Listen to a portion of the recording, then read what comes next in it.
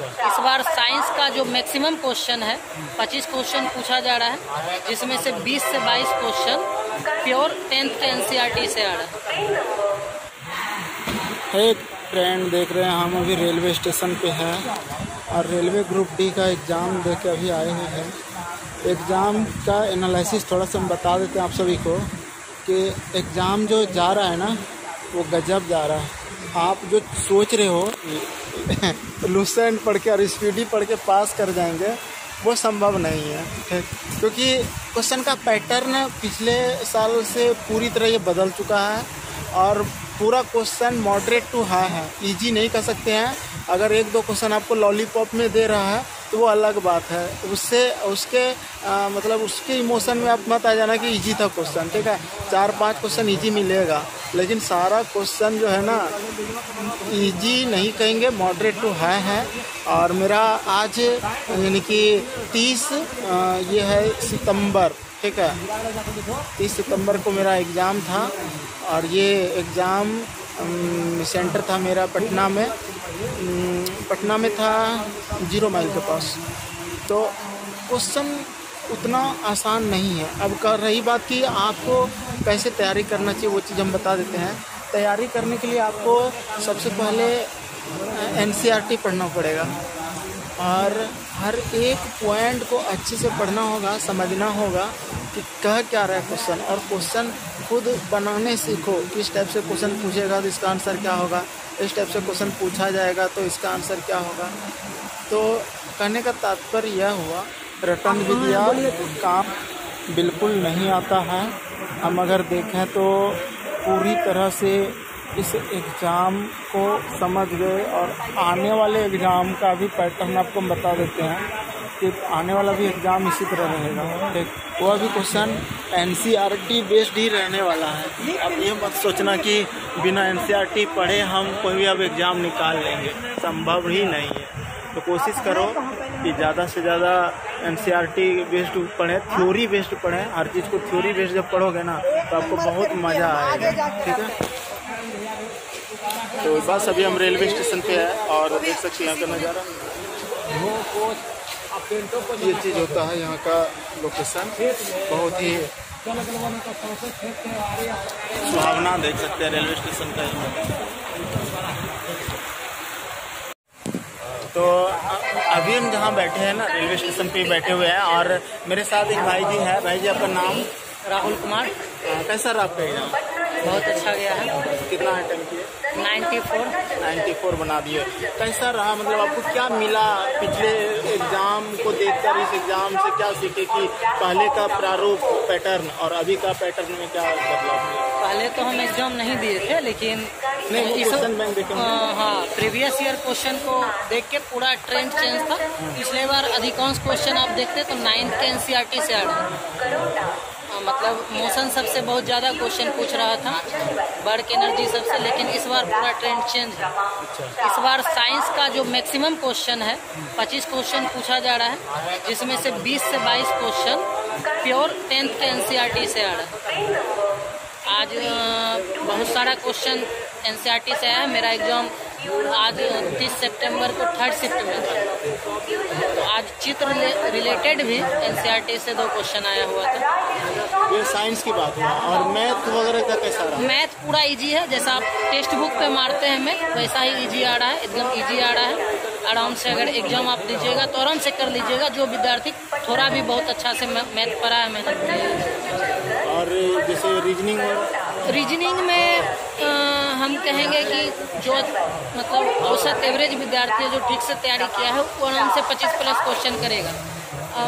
Other हम भी review देखते थे तो लगता था कि नहीं बहुत हार्ड आ रहा होगा, ऐसा क्वेश्चन आ रहा है जैसे सब हल्ला मचा रहा है। ये क्वेश्चन आ रहा है, पजल सिटिंग अरेंजमेंट का टफ क्वेश्चन आ रहा है, लेकिन मोस्टली क्वेश्चन करने लायक है, इजी क्वेश्चन। रीजनिंग के भी 2 से 3 क्वेश्चन ही हमको लगा कि नहीं, और विद्यार्थी से हम तो पूरा रीजनिंग मैथ किए, मेरा टोटल मैथ रीजनिंग एकदम एक्यूरेट करेक्ट है, उसमें हमको कोई डाउट नहीं। तो जैसे पजल आया होगा वो मतलब मंजिल वाला जो, हाँ, इस प्रकार का 2 क्वेश्चन था कि जैसे टेक्स्ट बुक में अभी हम मार के आ रहे थे लेटेस्ट पैटर्न पे, उसमें भी दिया हुआ था कि नीचे के मंजिल को 1 कहा जाता है, ऊपर के मंजिल को 2 कहा जाता है। इसी तरह 6 मंजिल है तो उसमें ए बी करके ऊपर नीचे बैठाया जा रहा था। इसी तरह इस प्रकार का 2 क्वेश्चन था। सीटिंग अरेंजमेंट में वृत्ताकार 6 आदमी को बैठाया गया, उस प्रकार का 2 क्वेश्चन था।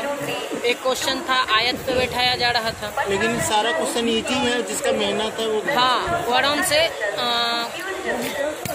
बहुत अच्छा क्वेश्चन कर सकता है, अच्छा अटेम्प्ट उसका रहेगा। हमको लगता है कि जितना हम स्टूडेंट से बात किए मोस्टली का अटेम्प्ट 60-62 पे था, लेकिन हमको लगा जो थोड़ा भी मेहनत किया होगा ना आराम से 75 क्वेश्चन करेगा। तो जैसे आपको ये रियलाइज हुआ कि और अगर हम लास्ट में ये पढ़ लेते या ये बुक पढ़ना था, इस टाइप का कुछ एहसास हुआ? नहीं, हम अपना अटेम्प्ट से खुश हैं। हम जितना पढ़े थे हमको अपने तैयारी पे भरोसा था, हम यहाँ पे किए। हम NTPC में भी मेरा रिजल्ट होने वाला है, बस मेडिकल DV का इंतजार कर रहे हैं। किस जोन से भरे? NTPC नहीं, group D eastern railway Kolkata. तो दोस्तों जैसा कि आपको हम बताए यहाँ का, ये अभी हम रेलवे स्टेशन में है, बैठे हुए थे तो भाई लोग बोले कि मेरा 3rd शिफ्ट में था, मेरा एग्जाम 1st शिफ्ट में था और हम अपना 1st शिफ्ट का एनालिसिस आपको बता दिए किस टाइप का पढ़ना है, क्या क्वेश्चन पूछे जा रहे हैं और जो भी होगा आगे बताते रहेंगे। तो हमारे साथ जुड़े रहना। बहुत करंट रिलेटेड में प्राइज और खेल से प्रश्न पूछा जा रहा है, 2 से 3 क्वेश्चन। हाँ, और हर शिफ्ट में ये पिछले ट्रेंड में भी यही चला है, ठीक है। तो ये खेल और प्राइज, इसको भी जरा सा अच्छे से देखें। 3rd शिफ्ट में जो आज क्वेश्चन पूछा गया, बहुत सारा क्वेश्चन हमको याद भी है, हम अभी कमेंट ही कर रहे थे कि आप आए हैं पूछने। ऐसे जैसे आप अगर कुछ याद हो तो बताइए किस टाइप का क्वेश्चन आप अगर लिखे हैं तो वहाँ देख के। नहीं, हम ऐसे बता सकते हैं। देखिए, आपको उष्मा से रिलेटेड मतलब इलेक्ट्रिसिटी से रिलेटेड 3 क्वेश्चन था। एक था कि विद्युत मोटर फ्लेमिंग के किस नियम पे काम करता है, इस प्रकार से करके आया था, जिसमें उसका आंसर होता, हम आंसर भी बोलेंगे, हमको याद है मेरे अकॉर्डिंग जो आंसर होना चाहिए, हमको जो सही लग रहा है वो होता फ्लेमिंग के बाएं हाथ के नियम से वो बदलता विद्युत ऊर्जा को यांत्रिक ऊर्जा, उसका उत्तर होता।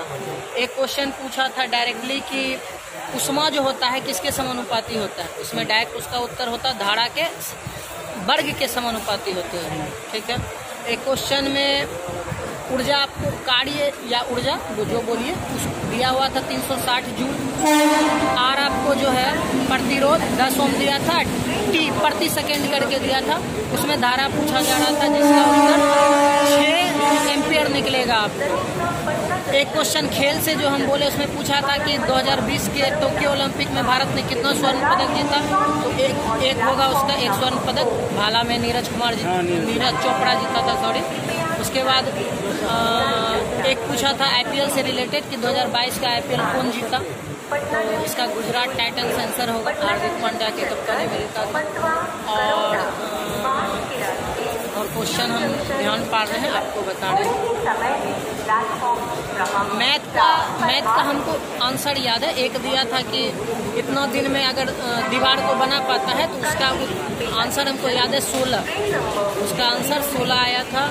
और एक सिंपल सा दिया था, उसको बोल सकते हैं सिंप्लीफिकेशन का क्वेश्चन था, 1/48 उसका उत्तर था। 2 क्वेश्चन हम बोल, एक समांतर चतुर्भुज दिया था, उसमें A और B को X में दिया था, दोनों का जो जोड़िएगा तो 180 उसका ही निकलता है, तो एंगल उसका इधर से निकला था B 80, तो दोनों का एंगल होता है 180 जोड़, तो उसका 100 निकला था, तो C एंगल C पूछ रहा था, उसका 100। एक क्वेश्चन दिया था, 2 लाइन दिया था, एक पैरेलल था दोनों लाइन ABCD जो भी हो, और एक उसको काट रहा था, इधर दिया था तो एकांतर कोण बराबर होता, उसका 72 आंसर था, 72 डिग्री। और मैथ का बहुत सारा क्वेश्चन था, एज रिलेटेड 2 से 3 क्वेश्चन था, पिता पुत्र का करके बहुत आसान क्वेश्चन। जैसा कि आप बता रहे हैं, और सारे शिफ्ट में आज का मेरी शिफ्ट में भी इसी टाइप का क्वेश्चन था, ठीक है, और आपके शिफ्ट में भी वही है। तो अगर आप एनालिसिस देखते हैं और इस तरह से क्वेश्चन को आप अपना पढ़ाई जारी रखते इस तरह के क्वेश्चन पे, तो उम्मीद रखिए आपका एग्जाम अच्छा जाएगा।